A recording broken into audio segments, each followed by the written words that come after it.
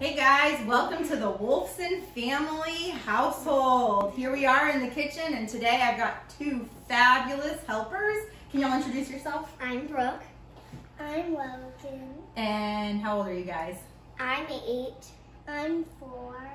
And they are awesome helpers in the kitchen. So, we're making matzah today. Brooke, why do we eat matzah on Passover? Because when Pharaoh said that the Jews could go, they didn't have enough time for their dough to rise to make the challah, and then Pharaoh changed his mind, and so they had to bake their dough, their matzah, their challah dough without letting it rise. Ding, ding, ding, ding, ding, ding, ding. Good job. Was that the right answer, Logan? Did she have the right answer? Yes. Yeah. Good job, Brooke. All right, so we're gonna make matzah that does not rise. And there are 3 ways. Matzah that does not rise? Well, matzah doesn't rise, right? There are 3 ways to ensure that your matzah does not rise as you go through this process. So the first one is you must protect your ingredients from any moisture until you begin mixing your flour with your water. The second thing is you have to make the dough very quickly. And the third thing is you have to bake it at a high temperature. So in order to have kosher matzah, how many minutes do you have from the moment you mix the flour with the water until it's done baking?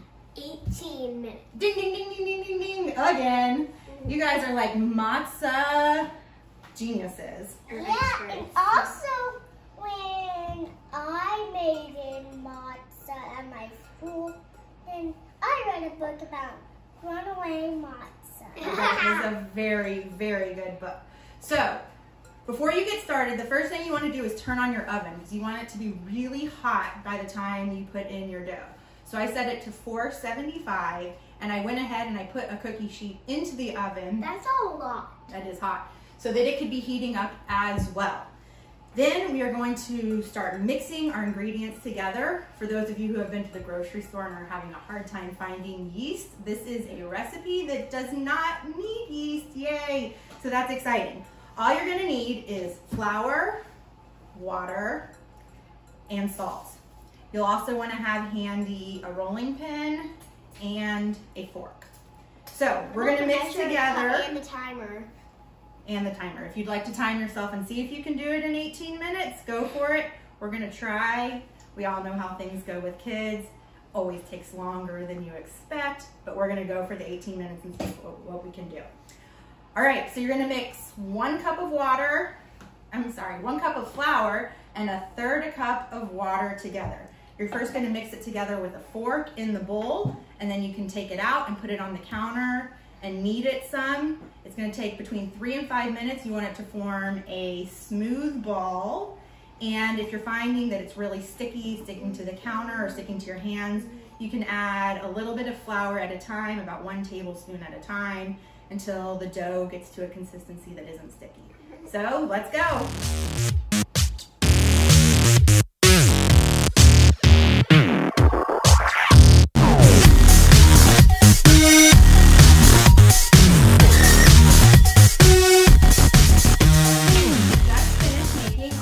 Dough, and it's nice and smooth now. It took about 3.5 minutes of kneading it to get it to the right consistency. How did it feel while y'all were mixing it together? It felt good.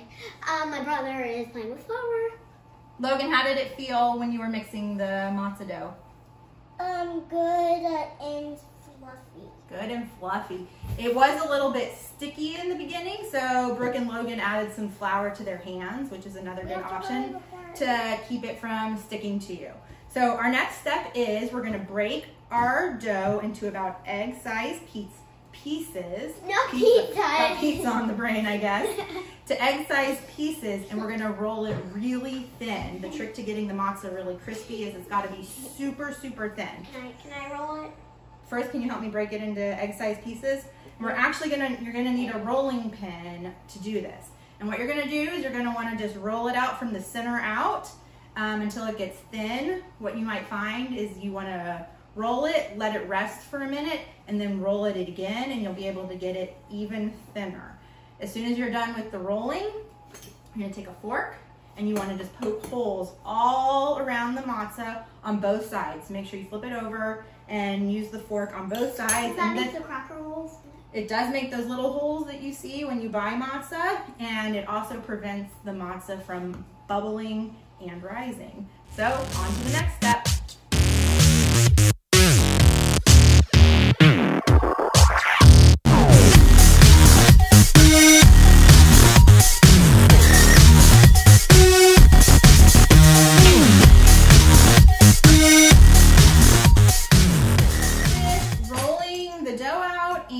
They are very thin. It did help to let the dough rest for a minute in between rolls and then roll it again to get it really super thin.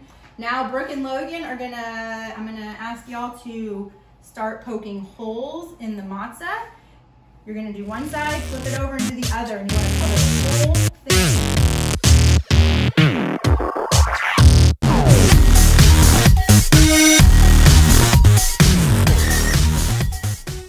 Okay, so we just took the matzah out of the oven and it's got a nice little light brown color on the outside. It seems like it's gonna be crispy. Ooh, I don't know if you could hear that crisp, but it's definitely crispy. It's a little warm. Ready? 1, 2, 3. Mmm, that tastes good. Yeah, it's like a cracker, like matzah. Well, thanks for joining us while we made our matzah. Hope you guys all have a great Passover. And we miss seeing you all in person, but it's been great seeing you all at our virtual programming. And we'll talk to you soon. Bye. Yum.